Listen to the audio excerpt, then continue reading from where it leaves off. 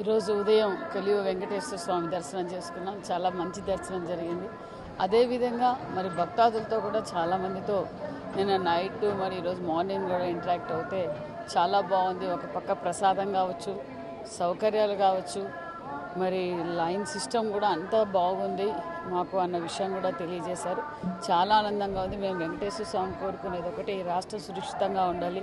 ఏదైతే మాన్యశ్రీ ముఖ్యమంత్రి చంద్రబాబు నాయుడు ఈ రాష్ట్రాన్ని స్వర్ణాంధ్రప్రదేశ్గా మార్చాలి, ఆ భగవంతుడి ఆశీర్వాదం ఎల్లవేళలా ఈ రాష్ట్రానికి, ఈ దేశానికి ఉంటుందని కూడా కోరుకుంటున్నాను.